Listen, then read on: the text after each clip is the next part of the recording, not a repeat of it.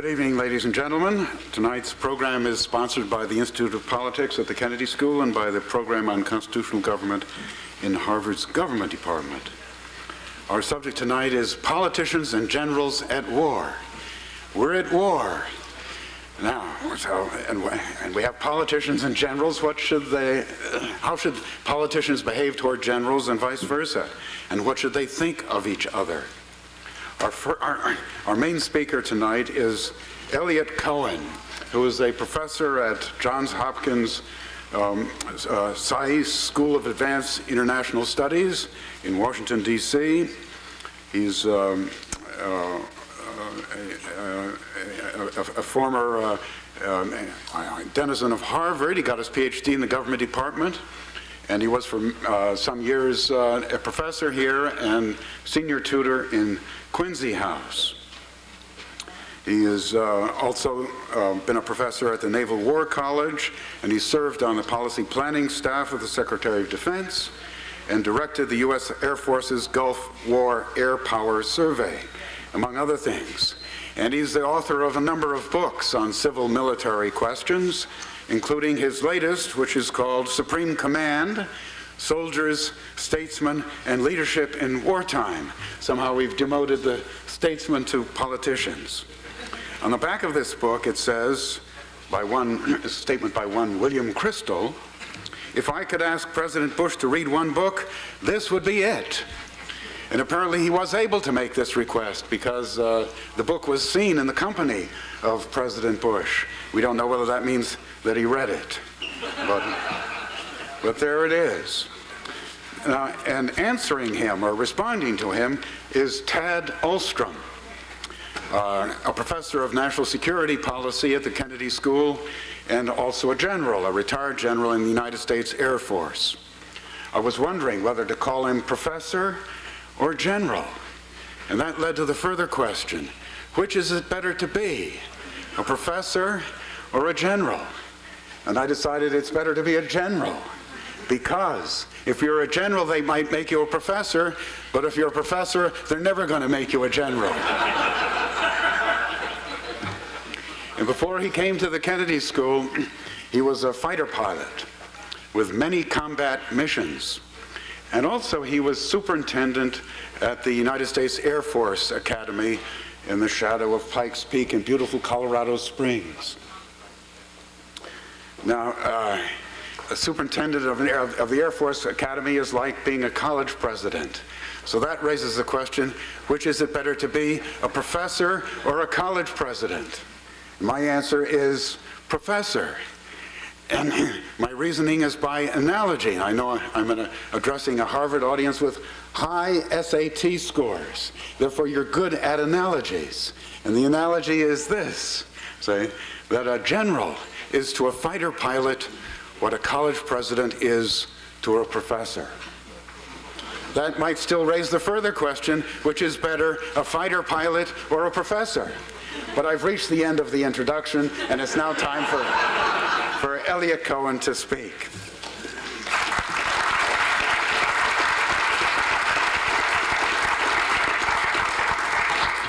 Thank you for that wonderful introduction. It's very nice to be back at Harvard. I think as I was listening to the first part of the introduction, I came to the conclusion that I'm here partly to show that there really is life after Harvard, and that it can even be a pleasant and productive one.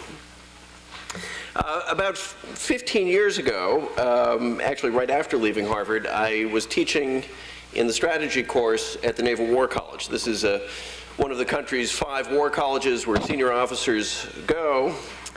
And early on in the semester, one of the officers, I think he was a captain in the Navy, came up to me and said, you know, this isn't really a course in strategy you're teaching. This is a course in civil military relations. Now, it was not a friendly comment. It was better than my first interaction with the officer in question, which consisted of him looking at me when I walked into the seminar room and saying, "How old are you, son?" But he had an interesting point.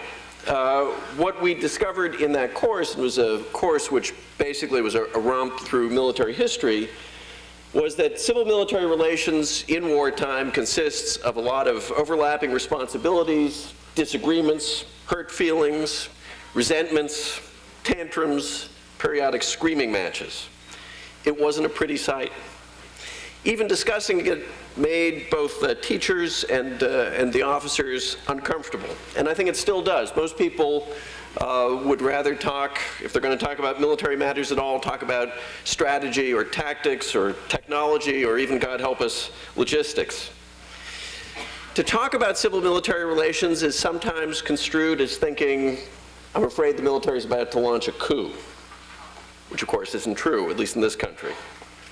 And it was particularly frustrating because I think both students and faculty alike thought that they had the right idea, the right formula for what civil-military relations should be like in wartime.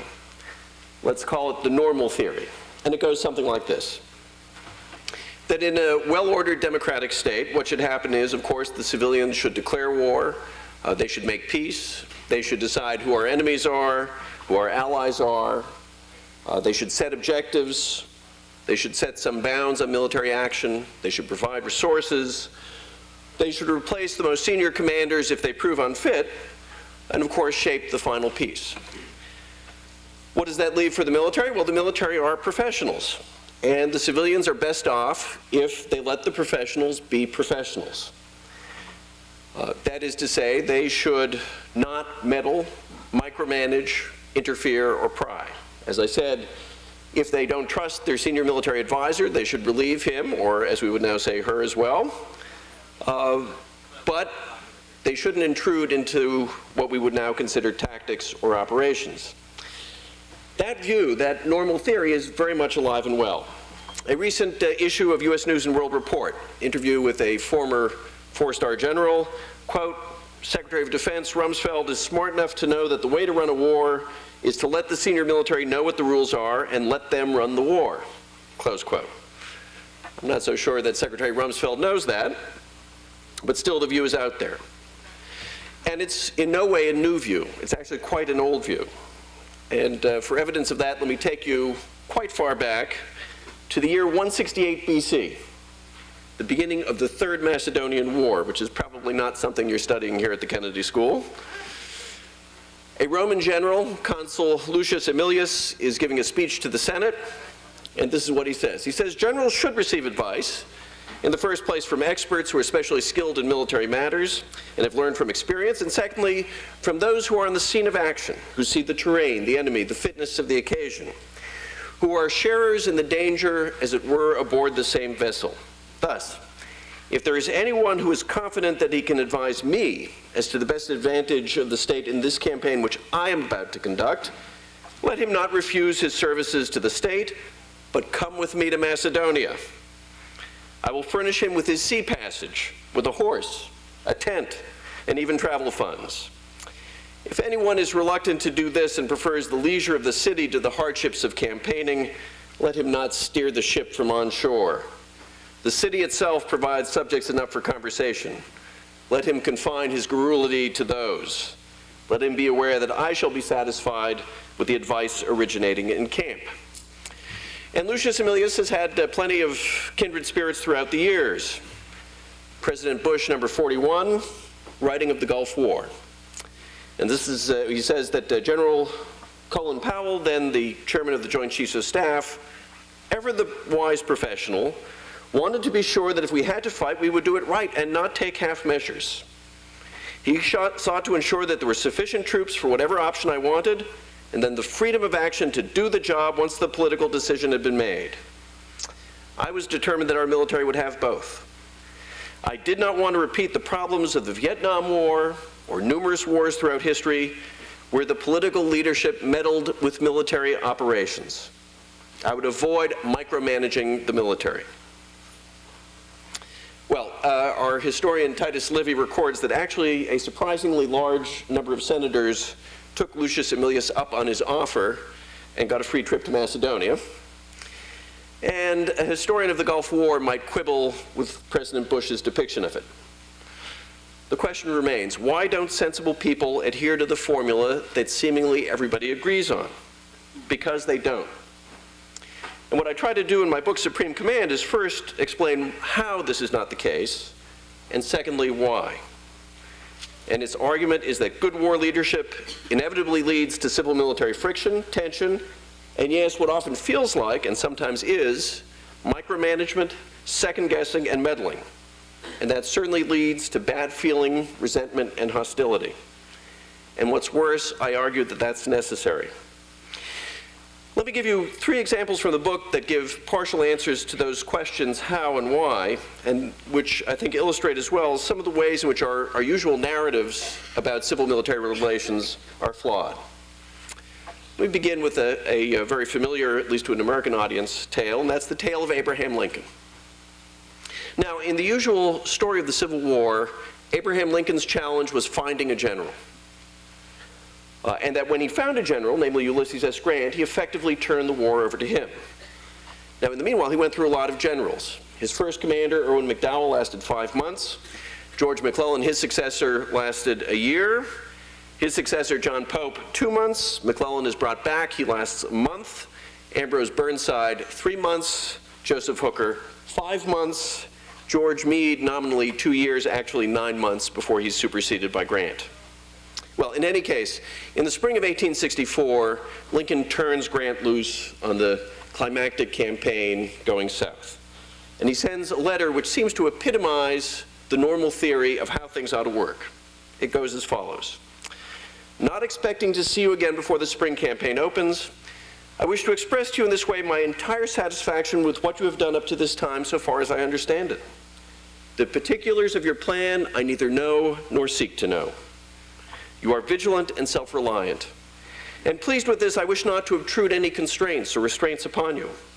While I'm very anxious that any great disaster or the capture of our men in great numbers shall be avoided, I know these points are less likely to escape your attention than they would mine. If there's anything wanting which is within my power to give, do not fail to let me know it. And now, with a brave army and a just cause, may God sustain you. So, the normal theory at work. It's not quite the whole story. Because on the very day that he sent that letter, he asked the Assistant Secretary of War, Charles Dana, if he would like to accompany Ulysses S. Grant on his campaign. Who was Dana? Dana was 44 years old, the former deputy editor of the New York Tribune, and he had executed a set of missions, actually, for Lincoln and the Secretary of War, Edwin Stanton, the year before, in March of 1863. He had been sent west ostensibly as a special commissioner to investigate the pay services of the Western armies. But, as his letter of instruction said, your real duty is to report to me every day what you see. Dana was given a secret cipher. He was going to be sending back these daily reports to the telegraph office. It was a cipher that only Lincoln, Stanton, and a cipher clerk in that office could read. His real job was to spy on Ulysses S. Grant. March of 1863, Ulysses S. Grant is a general who had a very promising beginning, taking Forts Henry and Donelson at the outset of the war. He'd been surprised on the first day of Shiloh. He had recovered. He was being very aggressive in his attacks on Vicksburg. They had all failed. And he had, as what we would call today, a very substantial substance abuse problem. Now, Dana quickly discovered that Grant was, in fact, an exceptional man, and that's what he begins to tell Lincoln and Stanton. But he was not an easy man to please. And for evidence of that, I'll give you an excerpt from another letter that he sends. He was regarded by Lincoln and Stanton as such a good observer of human nature that they decide, after having him spy on Grant for a month or two, to have him go spy on another general who had a similarly mixed career, General William Rosecrantz, who at that point was bogged down in front of Chattanooga. So this is his evaluation, and it's, I think, a model of its kind. It's my duty to declare that while few persons exhibit more estimable social qualities, I have never seen a public man possessing talent with less administrative power, less clearness and steadiness in difficulty, and greater practical incapacity than General Rosecrantz. He has inventive fertility and knowledge, but he has no strength of will and concentration of purpose. His mind scatters. There's no system in the use of his busy days and restless nights, no courage against individuals in his composition, and with great love of command, he is a feeble commander. He is conscientious and honest, just as he is imperious and disputatious, always with a stray vein of caprice and an overweening passion for the approbation of his personal friends and the public outside. Under the present circumstances, I consider this army to be very unsafe in his hands, but know of no man except Thomas who could now be safely put in his place, weather pleasant but cloudy.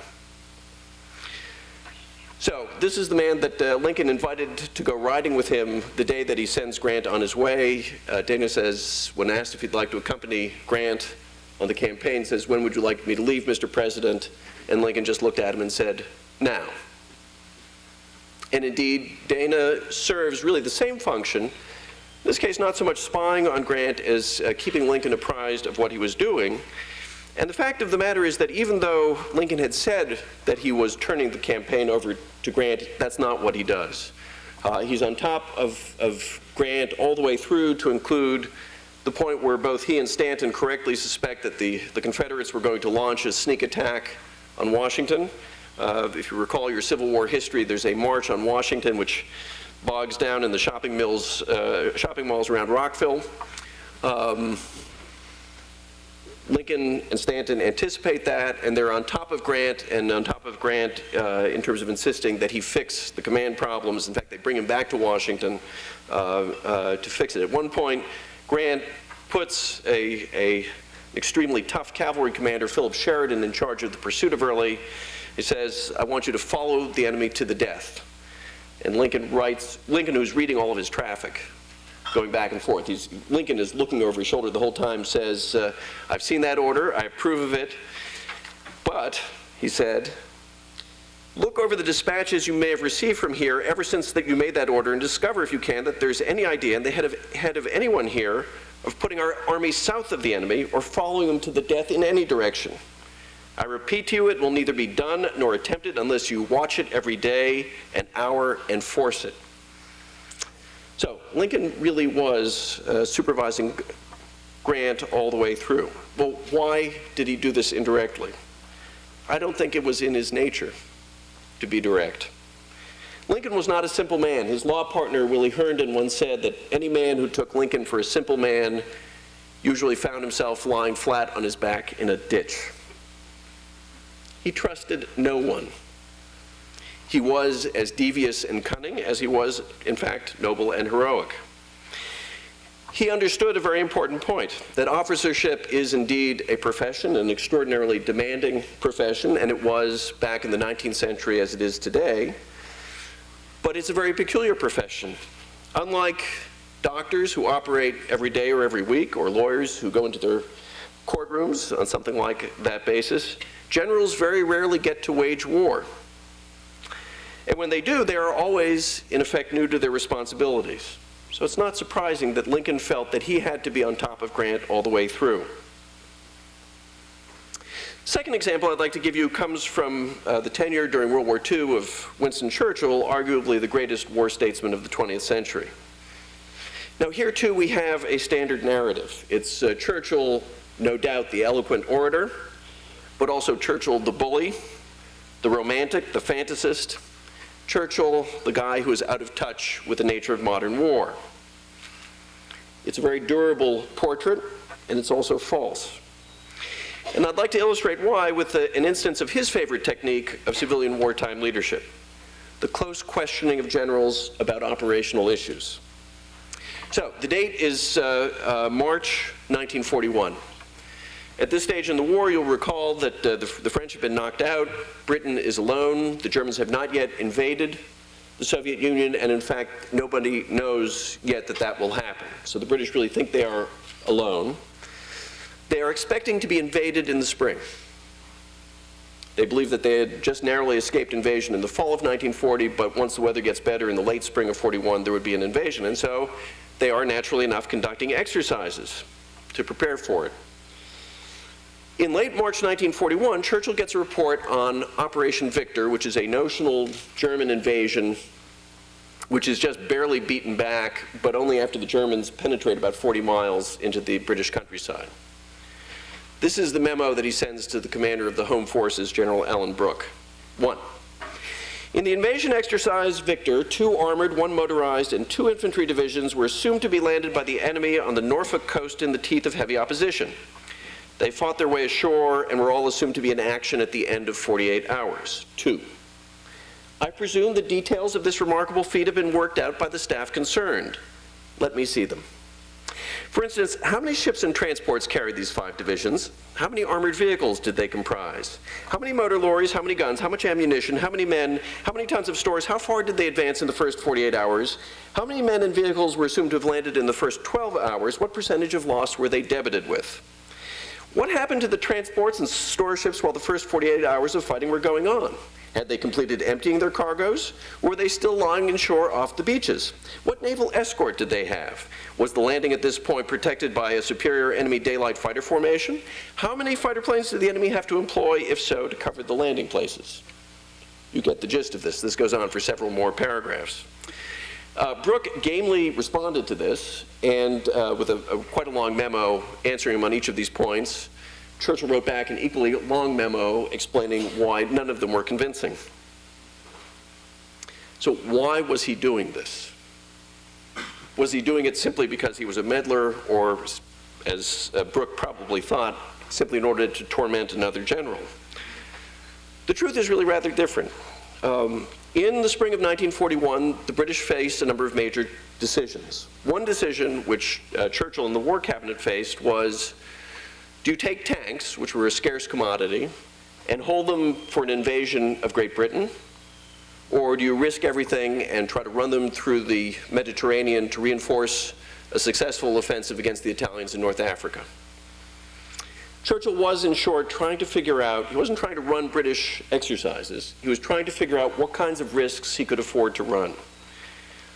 And there was no professionally right or wrong answer to the question whether those 250 tanks should go through the Mediterranean to North Africa or be held back home. Instead, he was doing what a political leader had to do.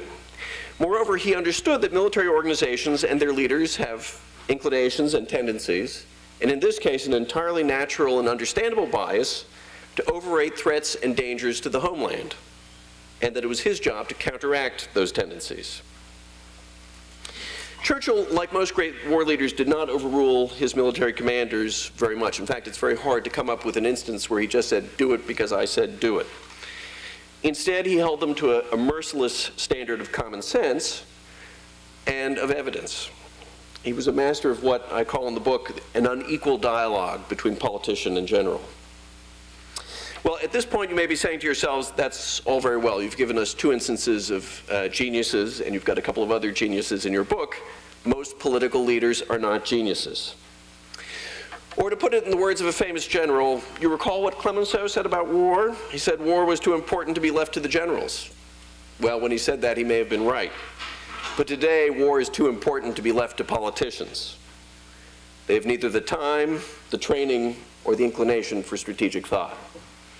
And I see some, what a colleague of mine calls cobra movements, people nodding back and forth.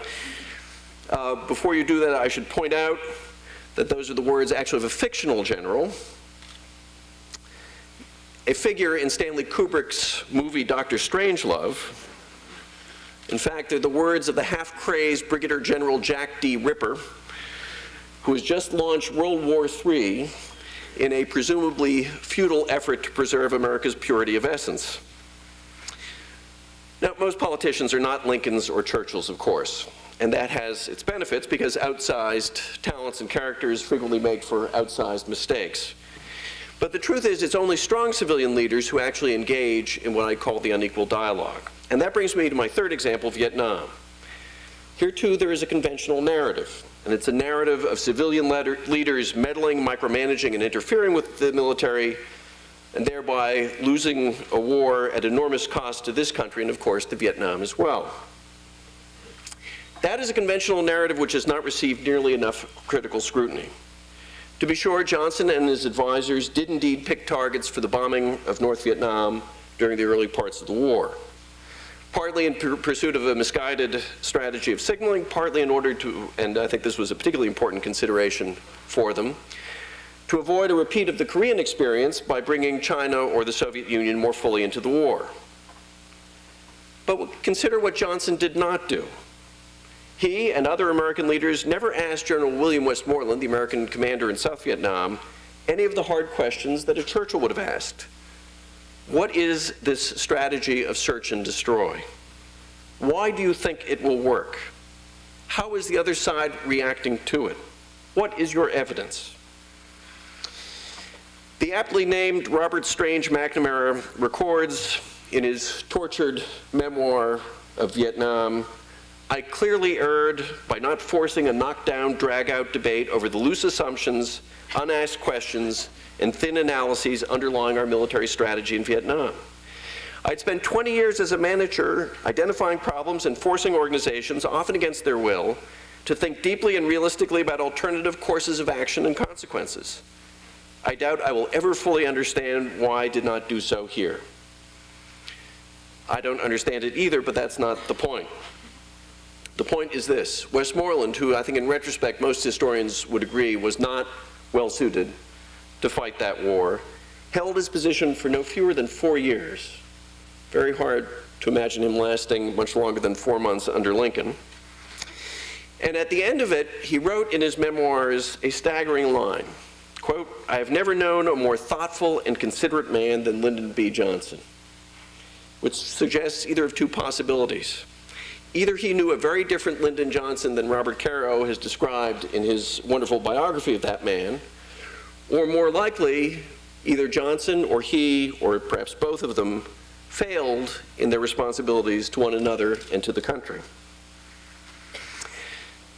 So, the argument that I would make is an argument for the unequal dialogue. And indeed, I would argue that where free peoples have succeeded in war, it is in fact by virtue of a messy, unpleasant, uncomfortable dialogue between politician and soldier in which the civilians listened and questioned, argued, and ultimately dominated. Unequal, but also a dialogue. And indeed, the very possibility of such a dialogue is a real strength of democratic regimes at war. Let me conclude, though, on a somewhat different note. I'm well aware that in an audience like this, I probably have a somewhat larger crowd of potential secretaries of defense than chairman of the Joint Chiefs of Staff. So I should probably add that a book like Supreme Command should come with a label attached to it, like you may see for some television shows, "Warning, don't try this at home." That is to say, I hope that what I say will not be taken as an incitement to every presidential management intern aspiring to be an acting principal deputy undersecretary of defense to go roaming around the corridors of the Pentagon or even the Kennedy School looking for a colonel that he can browbeat. This is leadership at the top, and it's not about bullying or dictation. It is about dialogue. The second point, and again, I hope the military folks in the audience will excuse me for addressing the civilians here. I hope that you recognize the tremendous price that such a dialogue imposes upon the military. Let me conclude with a few words from Alan Brook, who, like all of Churchill's generals, had to put up with some very difficult moments, such as the time that he remarked in front of them, "You may take the most gallant sailor, the most intrepid airman, the most audacious soldier, put them at a table together, and what do you get? The sum total of their fears." Or his comment one day when they left the conference room sometime after midnight, and they're kind of shuffling out to go back to their offices, he just looks up and says, "I am forced to make war with antiquated tools."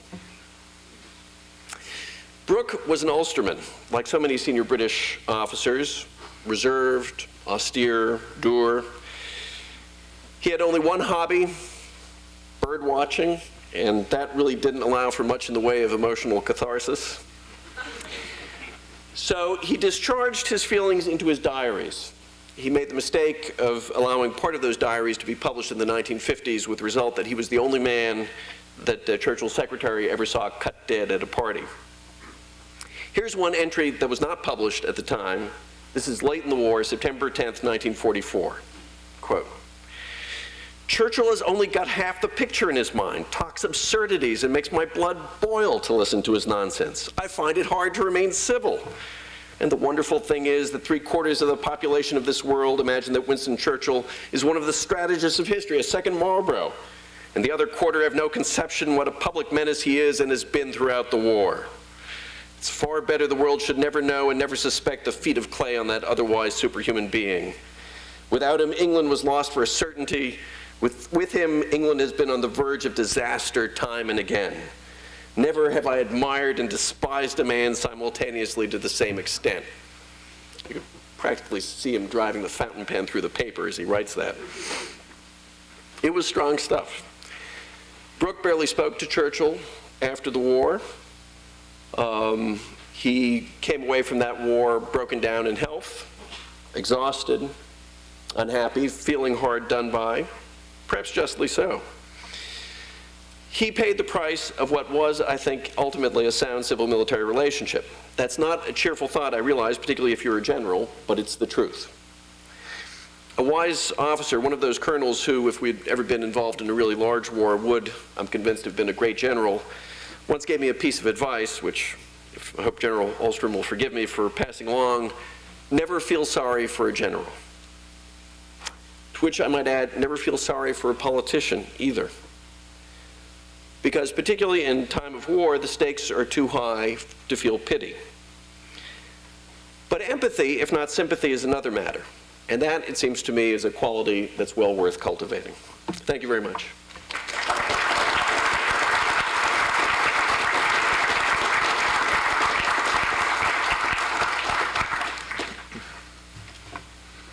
My job is to respond over a couple of minutes so we can get into the Q&A.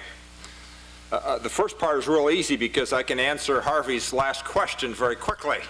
The answer is fighter pilot. First, thanks to Elliot for coming up here. This is terrific that he's up here. It is a wonderful book if you get a chance to get into it. It's a real treat not only to read the book, but it's better, of course, to listen to him as he discusses some of the points that he's making. If you're expecting a duel tonight, you're wrong. I don't intend to duel with him directly over this. I and most senior military leaders would not duel with the concept either. We would probably agree with 90%, maybe even more, of what's in the book. Maybe for a little bit of background in the couple of minutes I've got, you probably need to understand a little bit more where I'm coming from. It might help a little bit during the Q&A. And it might give you a little insight as to some of the things that have occurred maybe during my lifetime that might shape my thoughts. First, I would say that regardless how hard I try, I will confirm Elliot's comments that I feel a little defensive when we talk about civil-military relations. I can't get over it, don't think I ever will, but that doesn't mean we don't talk about it. They're talking about my profession, they're talking about my friends, they're now talking about me, so I get a little bit defensive. I lived in the Vietnam era, I lived in the post-Vietnam era, I served in the Cold War era, the post-Cold War era, and now what Sam Huntington would call the Cold World era. All the time we've listened to the historians as they've tried to shape this argument on civil-military relations. Don't know how much we've learned. I will tell you that I'm guilty of the so-called classic arguments that the military would bring up about civilian over-control of the military. And I would also tell you that I felt pretty darn good about Desert Storm, like I hope most of you did, and the so-called adjustments in the civil-military relationships that we saw there. But I will also tell you that down deep, I knew it wasn't quite right yet. I'm going to give you a few vignettes, more or less to tell me where I'm coming from, but it's also to tell you how my psyche was shaped relative to this subject. As a young lieutenant, first month in Vietnam, flying at night, up and down the trails that go from North Vietnam through Laos into South Vietnam, our job was to do armed reconnaissance, stop the traffic. And we'd go up the trail of Route 9 and we'd go and turn towards North Vietnam, the border. You couldn't see at night, but it was obvious. because as soon as you got to the border, they were firing at you from the other side. There was lights on the roads of the trucks who were challenging us, and as soon as they got up to the border, they turned the lights off and went down the road, and then we had to find them. The rules of engagement says you can't strike them, even though they're shooting at you, even though their lights are on, even though that's the target that we're after. My first clue, there's something wrong. These are rules of engagement dictated by the civilians back in Washington, D.C. It's not right. Second month in Vietnam, first opportunity to do what we used to call a protective reaction strike. This was after an incident. We'd gather up the forces and we would go up to the north with a big package and strike selected targets. It was an interpretation of these same rules of engagement that says, well, even if we do it a couple days after the incident, it's still okay. The military was interpreting these civilian rules of engagements for our advantage. There's something not right. And on top of that, we found out very shortly thereafter that there were some units who were putting in 2 sets of intelligence reports. One right, one wrong, to support the reason why we went up there for the protective reaction strike. There were some senior military officers who thought that this was what we needed to do to substantiate the strike. There's something wrong right there. We're losing our integrity. Third vignette, same thing. During these protective reaction strikes, we had 3 major air commands working, 7th Air Force, 13th Air Force, and Strategic Air Command. None of us were on the same page. We all had separate orders. We didn't even see what the other folks were doing in some cases. There's something wrong. The military hasn't got it right. Let's roll forward. Spring of 1992. I had the good fortune of being commander in Southwest Asia, read Saudi Arabia, in charge of the forces just after the war. Walked into my office one day, walked 2 folks from Washington, D.C., both civilians, and said, we're really concerned about the Shiites in the marshes. They're being trampled on by Saddam. And they said, what do you think?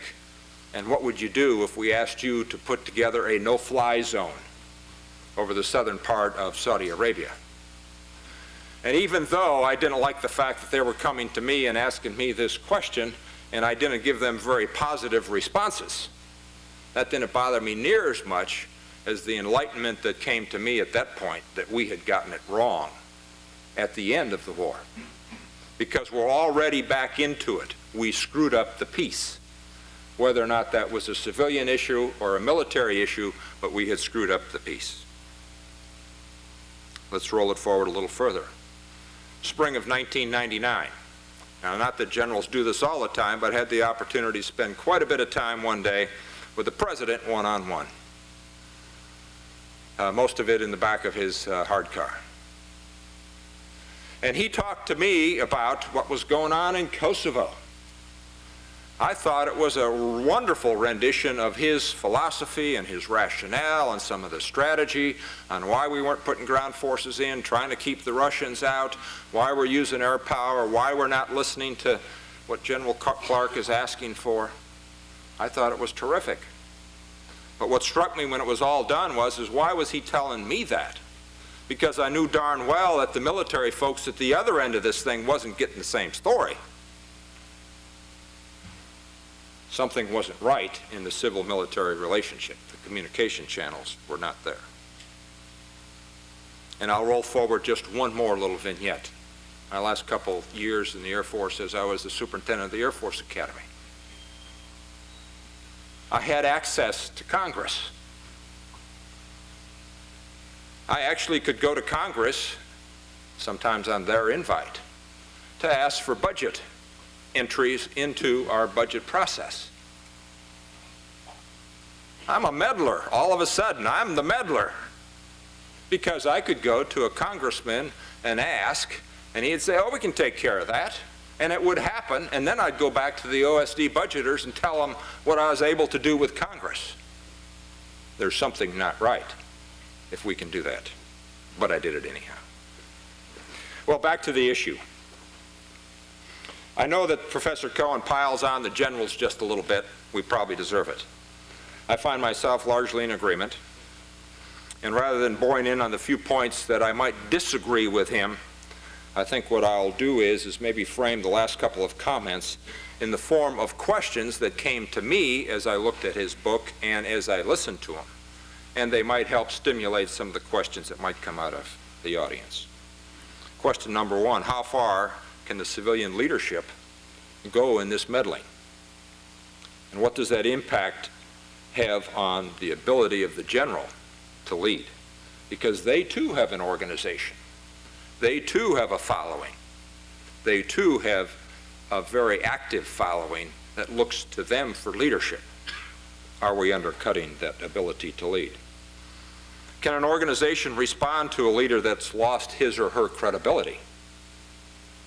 A la General Fogelman, who left under an issue between civil-military relationships.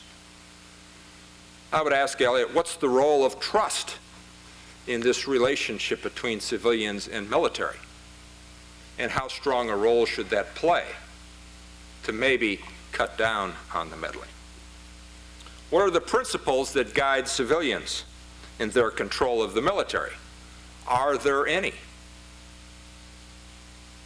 What does a general do in absence of a good commander-in-chief? We've only got one commander-in-chief, i.e., if there's no meddling and there's no useful guidance. And you could probably look back at Mogadishu as maybe one of those examples. When should a combatant commander use leverage to push an issue? Maybe General Clark in Kosovo. We know that the relationship between the commander-in-chief, there's now only the one, and the combatant commander is quite clear. But what should the relationship be between the Secretary of Defense and the general officers, or the general or the combatant commander? Is it the same amount of meddling that you should expect? And then if it's at that level, how far down in the civilian chain does this meddling relationship apply? Okay, enough of that. A couple ideas maybe for some questions. I think it's easy to conclude that there's no such thing as the perfect civil-military relationship. Never will be perfect.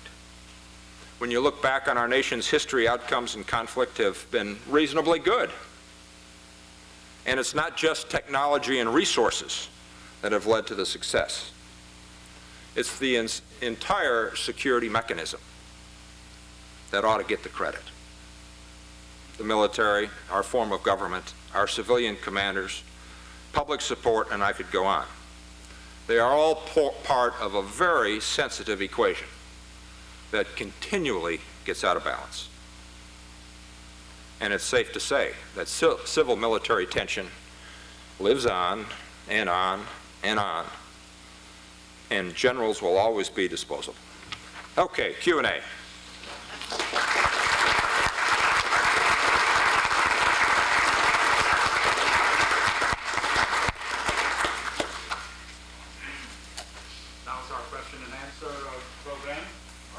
Part of the program, and there are 4 microphones if you want to approach one. If you have a question, please keep the question short and give your name. Thanks. My name is Matthew Bell. I'm a public radio reporter. General Ulstrom, I've talked to you. I haven't met before. What do you both think that President Bush should be saying to the military leadership in Europe this week when he goes to Prague? What should he say to NATO?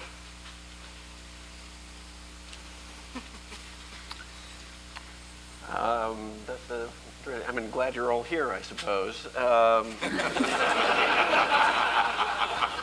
The truth is, this is a little bit off, in a way off topic, because in some ways the whole point of NATO today is not that NATO really fights wars or looks to fight wars. You can have collections of NATO states that get together periodically to do things either within a NATO framework, as in Yugoslavia, or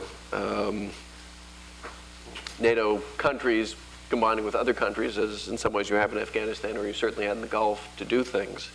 The truth is that NATO, it seems to me, is really reverting to what it, in some ways, what it originally was. That is to say, a very broad political arrangement in which the military component is, in some ways, of decreasing importance, except for one very important sense, and that is the way in which it provides for common approaches, common training, so that when the time comes to spin up a coalition, you've got the raw material there. But NATO is not really a war-fighting alliance. I mean, at the height of the Cold War, it might have been, although even there I think you can raise questions. I might add, relative to the subject we're talking about, I would not expect the president to talk to him, but in a closed conversation, you might wish that he would talk to them about a thing that's bothering a number of those countries, and that what is the civil-military relationship within their respective countries. And most of them are struggling with that in a big way, because they have grown largely out of a Soviet environment dominated by the military, and they don't understand how to make this transition to civilian control of the military. Thanks. You want to say? Yeah, in a way, it's not about NATO, but I thought General Olstrom posed 4 very important questions, and I wanted to, at least try to address them and perhaps continue a dialogue, because I thought they really were critical.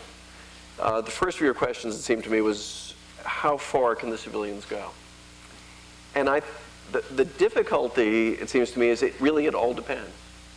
There are times when it's entirely appropriate for the President or the Secretary of Defense to say to the United States Navy, I want that blockade line closer into Cuba, even though that is a really military technical kind of question which involves endangering forces, because it's appropriate.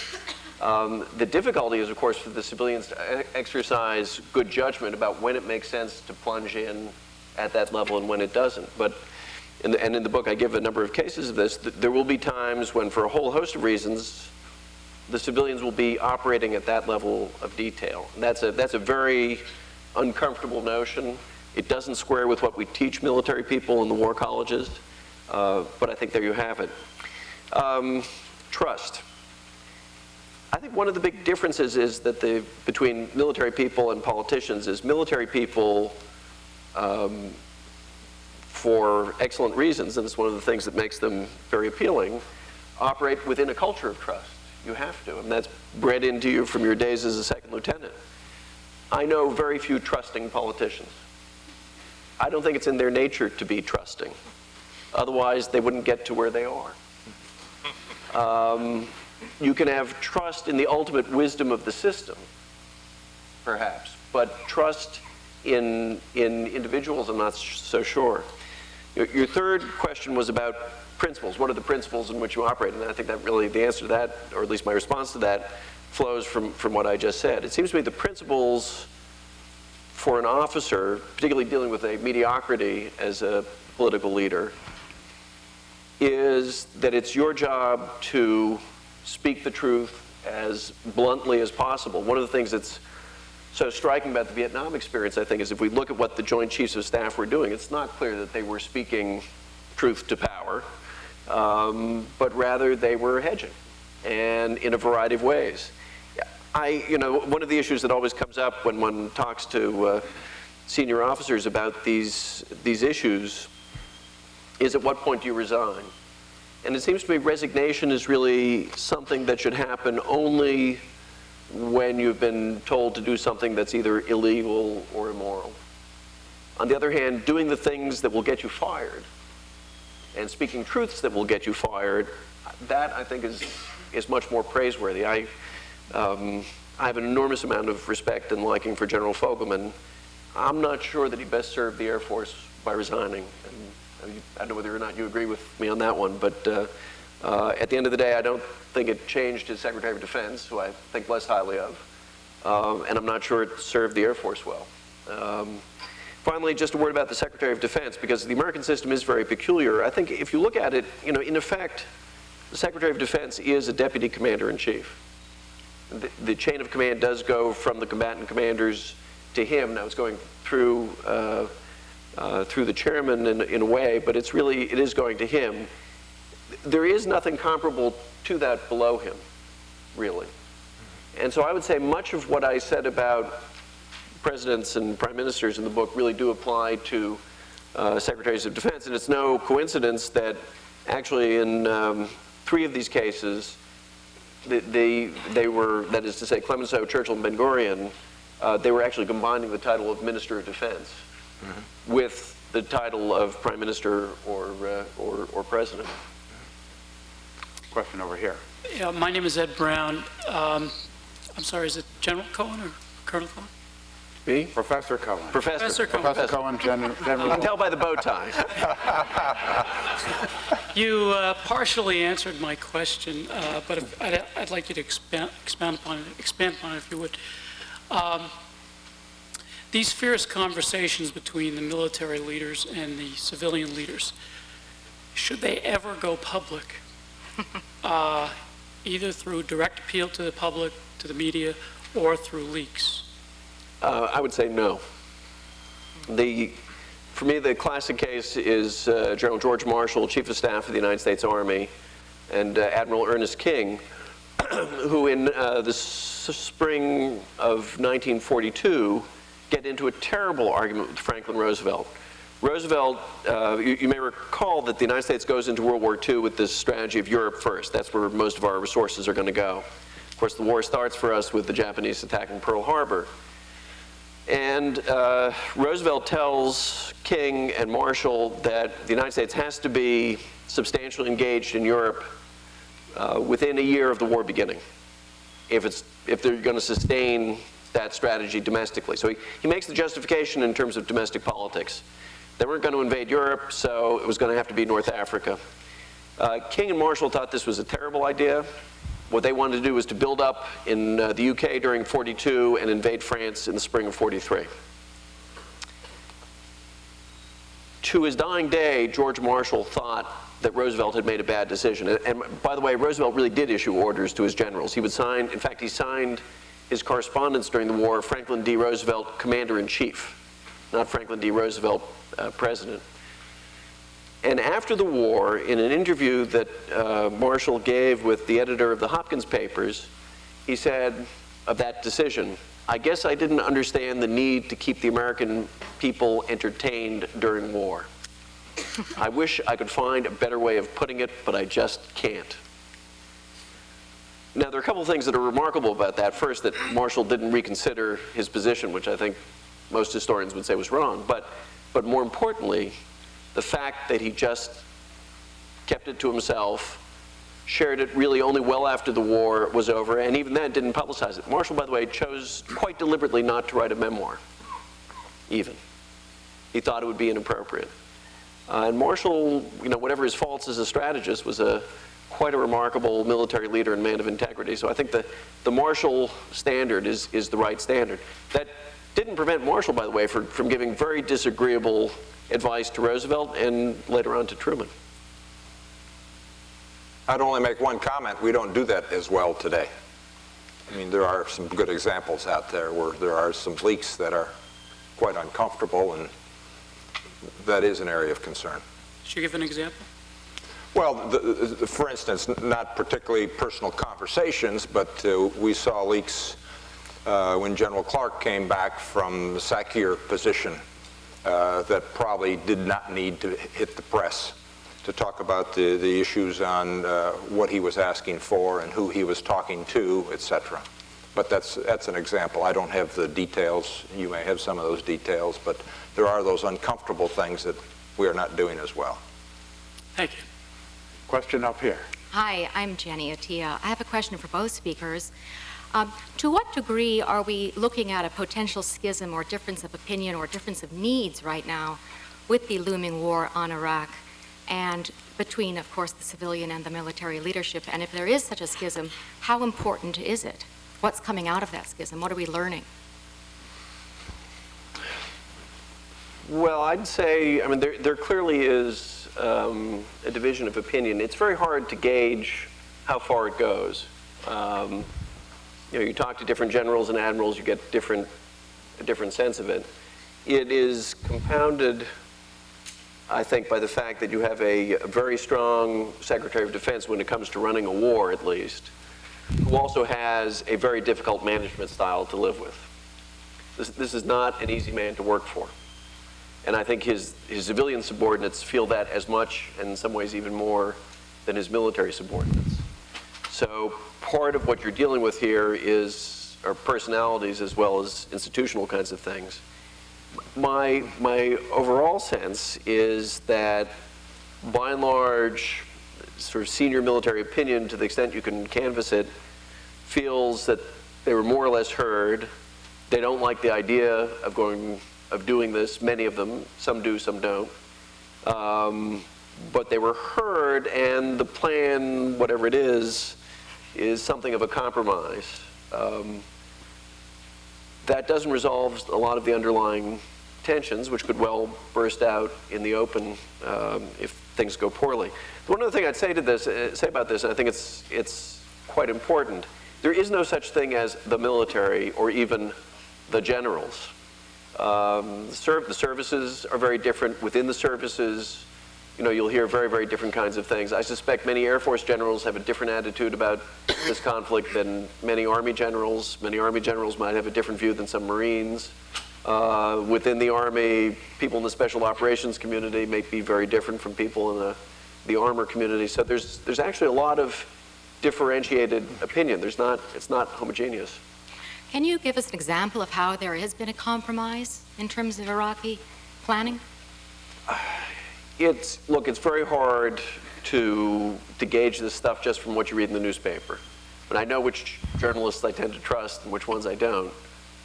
But, you know, my guess would be that the theater commander and a lot of senior people would want a very, very substantial force present.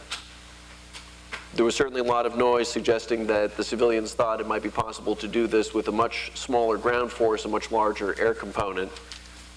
If what one reads in the newspaper is correct, you're going to get some melding of the two. That is to say, where that larger ground force will be kind of available and in the background in case things don't go well. That's the sort of thing, if indeed those reports are true. If I may just add just one thing to that.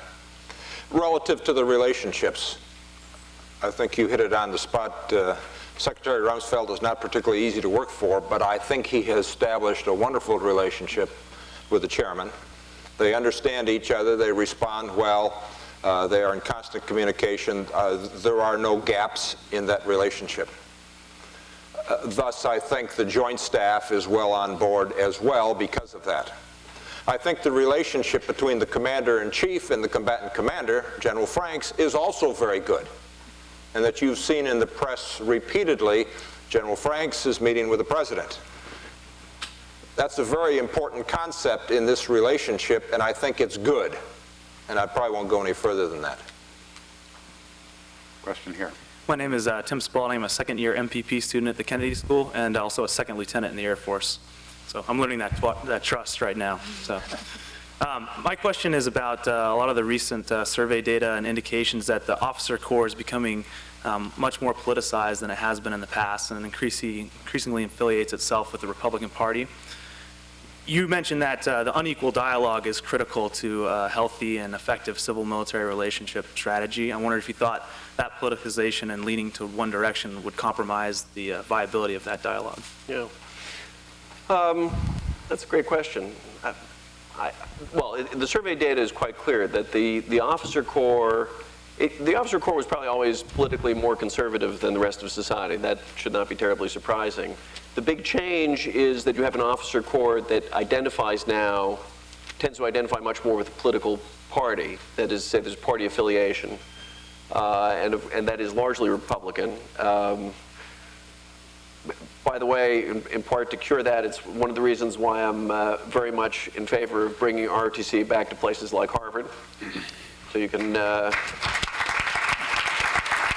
And I'm actually quite serious about this. It would not be a bad thing if there were a bunch of nice liberal Harvard students, not to badmouth the conservative Harvard students, who were part of our officer corps. And that would be a very, very good, would be a good thing for the military, and would be a good thing for the country. I think, though, the issue is really not so much at the second lieutenant level. It's more at a more senior level, and that is, for a whole bunch of reasons, during the Cold War, we developed a military which was politically much more sophisticated than it ever was before. Teaching at Newport, I was part of that. And in fact, the nature of war is you want your officer corps to be politically literate. If you think war is all about politics, they have to understand what it's about. That's gone far in many different directions. And I think particularly in recent years, and particularly in the Clinton administration, you saw many officers, too many officers, I don't know whether many is the right word, but certainly too many, who were willing to go places they should not have gone in expressing political opinions in public. And I would go so far as to say that, you know, some of them were, as far as I can tell, violating the Uniform Code of Military Justice, which prohibits making disrespectful remarks about the commander-in-chief. And that should have been dealt with pretty severely. That's a different set of issues. Last thing I'll say is I think there's been a correction to that. First, I think we have a very well-educated and I think rather self-aware officer corps which looked at what happened in the Clinton era and is uncomfortable, large parts of it. They were also somewhat disillusioned when the Republicans came in and the first thing that Donald Rumsfeld did was to go around distributing pistol whippings in the Pentagon. And I think the second Iraq confrontation is a part of that, because what it does is it says maybe the first Gulf War wasn't run the way these things ought to be run. All of that, I think, is leading to a kind of a reconsideration at the lieutenant colonel level and above of just how politically sensitive or active senior officers ought to be. I'd only add, Tim, you were part of the survey, by the way, that Dick Cohen did down at the Triangle Institute for Security Studies, so he probably knows more about it than we do. But the fact is that we have become more politicized. There's no doubt about it. We're more comfortable in political arenas, whether you're junior officers or senior officers. You're more in touch with what's going on politically. Much different than 20 years ago, 30 years ago, 40 years ago. And whether or not that's a worry or not, this is a pendulum that swings back and forth, this kind of civil-military relationship and this so-called unequal dialogue that goes on. And the question is, when's it gone too far one direction where you've got to force it back to start going the other direction? And a lot of folks think that that's now time to start stopping it and start going back the other direction. Ben Runkle, PhD candidate in the Harvard Government Department and a fellow with the Belfer Center's International Security Program. Professor Cohen, I'd like to push you a little on something you're very critical of in your book, specifically the Weinberger Doctrine. Now, granted, some of its tenets are obviously overly simplistic, but some of the points that it contains on defining national interest before entering the conflict, clear definition of national or rather of political and military objectives, and the need to reassess and adjust these objectives during the course of the conflict are very similar to some of the characteristics that you praise Lincoln, Churchill et al. For. Given that, if as you argue, common sense, it's just simple common sense, is one of the keys to wartime leadership, wouldn't these be good principles for a president who doesn't possess Clausewitz's genius for war follow? I agree with you. Some of it is common sense. Obviously, it makes, obviously you want to know what your objectives are and rethink them if things go sour. But I think it's also it's a terrible mistake to think that you can reduce what is, after all, politics in the end to some kind of checklist. I also think that the pursuit of crystal clear objectives turns out to be quite elusive. Let me give you an example, the Gulf War. Part of the way in which the Gulf War became something of a morality play was that, in the usual telling, President Bush had 4 clear objectives. Everybody understood what they were, and that's why we were so successful. The thing is, people never look at what those objectives were. The first one was to ensure the security and safety of American citizens. That was actually expressed when Saddam Hussein had American hostages. By sending those were all released, of course, by the time we went to war. So in fact, actually, the very act of going to war violated your first objective, because you were going to be endangering American citizens, soldiers, sailors, airmen, and Marines who were going to send into harm's way once you did that. Second objective was getting the Iraqis out of Kuwait. That, of course, was pretty easy, and that's ultimately what we ended up doing. A third objective was restoring the legitimate government of Kuwait, which is a somewhat slippery thing, given that the American attitude towards monarchy has been at least uneven in the past. And the fourth was ensuring the security and stability of the Persian Gulf. So, I mean, how do all those end up coming together into clearly cut, well-defined objectives that you understand in advance? And then, of course, as the war goes on, it turns out there are unstated objectives, eliminating weapons of mass destruction. There are objectives that emerge from what you do, protecting Kurds and Shiites and so on. None of this is to say you shouldn't have your objectives as clear as you can. It's just to say to think that you can create strategy in the manner of Martha Stewart is wrong. I mean, and in an age where Martha Stewart is finally cratered, that conception of strategy should also take a hit. I mean, be as clear as you possibly can, but understand that it's going to be very, very difficult, really, to do that as in the way that the Weinberger Doctrine would suggest you can do. My name's Erin Simpson. I'm a second-year PhD student in the government department. And we've talked a bit about the maybe unique role of the American Secretary of Defense. I'm also interested in how it might affect your analysis or your conception of this unequal dialogue when we have foreign or former military officers serving in more traditional civilian roles, which is Secretary of State or the National Security Advisor. Well, it's a challenge. I should say first, I mentioned George Marshall earlier on. He was briefly Secretary of Defense for a year. He was not a good Secretary of Defense. And I think the reason why was because he had been Chief of Staff of the Army, not despite the fact, but because of it. There was no way in which he could really approach that position as a real civilian. I personally have problems with certainly active duty generals being National Security Advisor.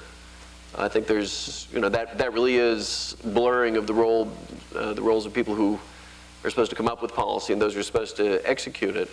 There are always exceptions for individuals. I do think, say, looking at the current case, which of course you're referring to, General Powell as Secretary of State, I think it would be absurd to think that you can expect somebody who's given 3 decades plus of the best years of their lives to an all-embracing institution, which is what the military is, where they've seen friends make the ultimate sacrifice, where they've really devoted the whole of their energies to it, to sort of suddenly expect them to say, I'm now a civilian and I see the world differently. Very, very hard to do. But again, a lot of it really does depend on what the individual is like. I would only take this one step further. What do you think about former military being president of the United States? And if the answer there is well, that's okay, then there shouldn't be any problem with them in some of those other positions or as members of Congress. To overdo it is a real problem. That adds evidence to my point that there are many more generals that become president than professors. Well, but actually, let me go there are a couple of professors who became president. Woodrow Wilson, Teddy Roosevelt wasn't a professor. Madison probably could have been one. The point is, I think by and large, most professors make lousy politicians. Most generals make lousy politicians. We know the ones who made it. Grant was not a great president. Eisenhower, there are differing views of. George Washington? George Washington is really quite a unique character, although it's quite interesting the way in which Washington really defined himself as a civilian from the outset. But that there are exceptional people, no doubt, but by and large, generals don't do well in politics. Westmoreland, at the peak of his fame, and believe it or not, he actually was famous for a while and a popular figure, ran for the Senate in South Carolina, and he got clobbered. And part of it was because he was just not good at it, nor should that surprise us.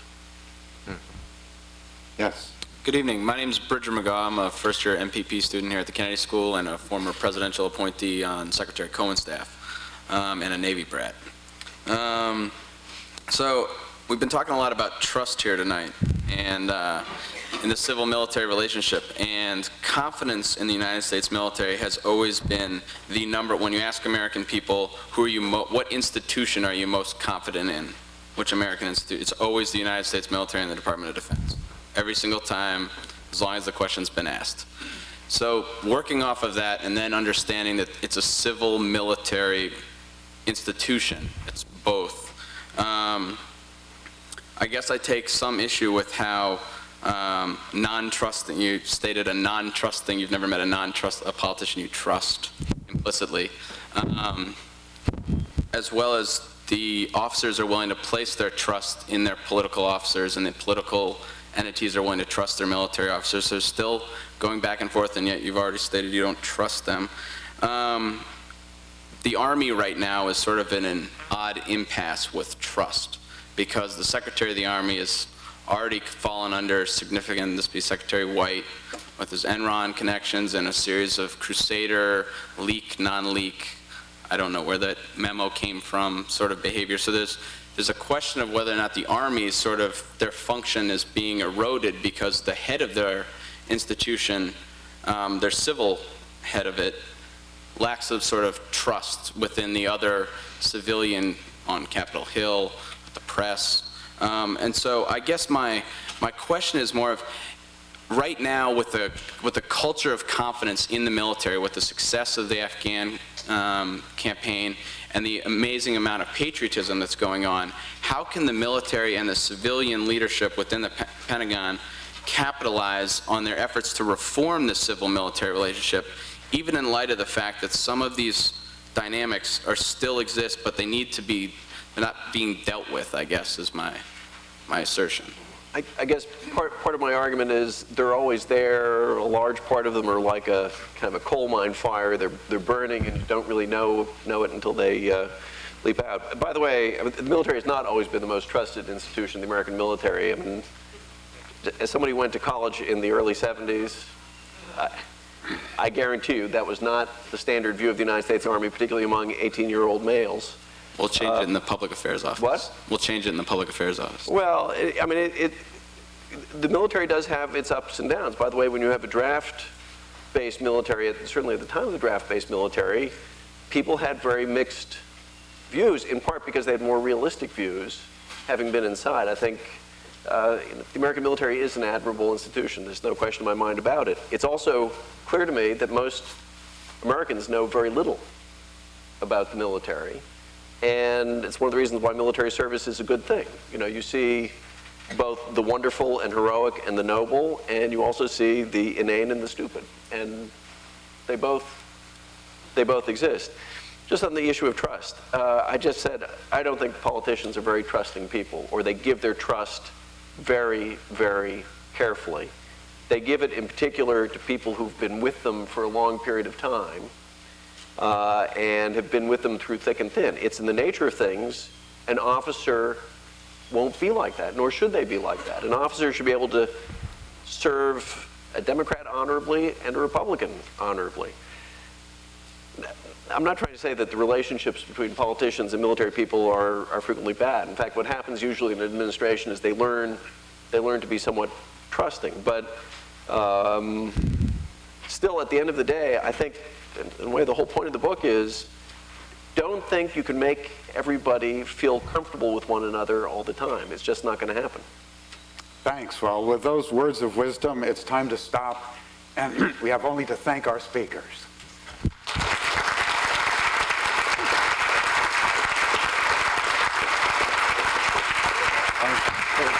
Thanks, Harvey. Enjoyed it, Elliot. Okay. Yeah, this was good.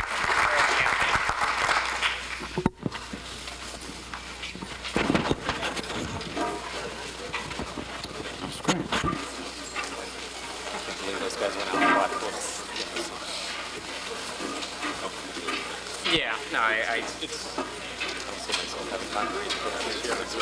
Maybe in spring.